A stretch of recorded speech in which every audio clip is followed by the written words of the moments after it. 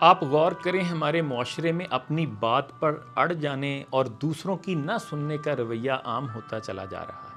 یعنی بندہ اپنی بات تو کرتا جائے گا لیکن دوسروں کو نہ بولنے دے گا اور نہ ان کی بات سننے کا روادار ہوگا۔ دوسرا بات بھی کرنا چاہے گا تو اگلے کی بات کاٹ دے گا یا جان بوجھ کر نظر انداز کر دے گا۔ اس طرح ہم بحث تو جیت لیتے ہیں لیکن تعلق ہار جاتے ہیں۔ اپنی نظر میں تو اپنی جھوٹی انا کے گھوڑے پر سوار ہو کر دوسروں کو فتح کر چکے ہوتے ہیں، لیکن اصل میں دوسروں کے دلوں میں خاک چاٹ رہے ہوتے ہیں، یعنی حقیقت میں ناکام و نامراد ہوتے ہیں۔ ماہرین نفسیات کے مطابق تو ایسے لوگ کچھ نفسیاتی مسائل کا شکار ہوتے ہیں۔ اس کی ایک بڑی وجہ تو ان کا احساس کمتری ہو سکتا ہے، اس لیے وہ اپنی بات کو بار بار دہرائیں گے تاکہ کسی طرح اپنی بات کو دوسروں پر زبردستی ٹھونس سکیں۔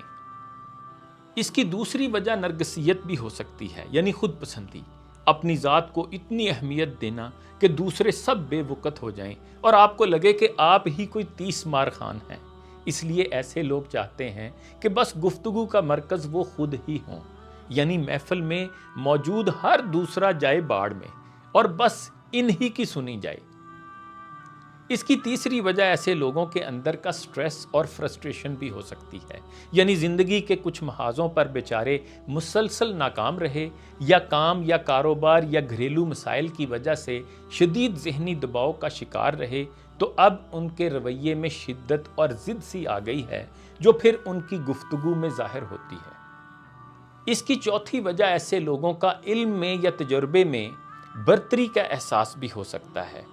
یہ لوگ خود کو بہت زیادہ عالم، سمجھدار اور تجربہ کار سمجھتے ہیں اور دوسروں کی رائے کو کمتر سمجھتے ہیں، اور یہی زوم ان کو مجبور کرتا ہے کہ بس اپنی کہی جائیں اور دوسروں کی نہ سنیں۔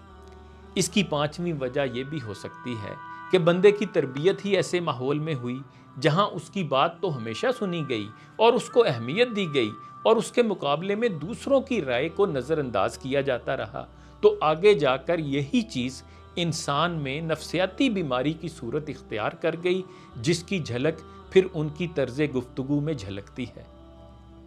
اور ایسے لوگ دوسروں کے جذبات کی قدر کرنے اور دوسروں کی رائے کو سمجھنے یا اہمیت دینے کی صلاحیت سے محروم ہوتے ہیں۔ جب کوئی دوسرا بات کرنے کی کوشش کرتا ہے تو وہ اکثر نہ نہیں کہہ کر اپنی بات شروع کر دیتے ہیں، چاہے سامنے والا اپنا جملہ مکمل بھی نہ کر پائے۔ ان کے اس رویے سے دوسروں کو شدید بے عزتی بھی محسوس ہوتی ہے، مگر وہ اپنی بات جاری رکھتے ہیں۔ ایسے لوگوں میں ایک عادت یہ بھی ہوتی ہے کہ وہ جو منہ میں آئے بول دیتے ہیں، چاہے اس سے دوسرے لوگ ناراض یا پریشان ہوں۔ وہ اسے اپنی بولڈنس اور ایکسپیرینس یا کھراپن سمجھتے ہیں اور دوسروں کی تکلیف کی پرواہ نہیں کرتے۔ یاد رکھیے گا، جب کوئی شخص مسلسل صرف اپنی بات کرے اور دوسروں کو سننے کا موقع نہ دے تو معاشرتی رشتے کمزور پڑ جاتے ہیں، دوستوں میں دوریاں بڑھتی ہیں، مجلسوں میں تلخی آتی ہے، محفلیں برباد ہوتی ہیں اور کام کاج کی جگہ یا خاندان میں اختلافات جنم لیتے ہیں۔ اس طرح کا رویہ تعلقات کو تباہ کر دیتا ہے۔ اسلامی تعلیمات میں صبر، حلم، دوسروں کو تحمل سے سننے اور دوسروں کی رائے کا احترام کرنے کو بہت اہمیت دی گئی ہے۔ اپنی ہر بات منوانا ضروری نہیں، بلکہ دوسروں کو سننا اور سمجھنا بھی اہم عمل ہے۔ دوبارہ وہی بات کروں گا کہ بحث کو جیت کر دوست کو ہار جانا کوئی دانائی نہیں۔ سقراط نہ بنے، ہر علم والے کے اوپر ایک علم والا ہے، یہ قرآن نے کہا ہے۔ دوسروں کی سننا سیکھیں، زندگی آسان ہو جائے گی۔ ہر ایک بات پہ کہتے ہو تم کہ تو کیا ہے، تم ہی کہو کہ یہ انداز گفتگو کیا ہے۔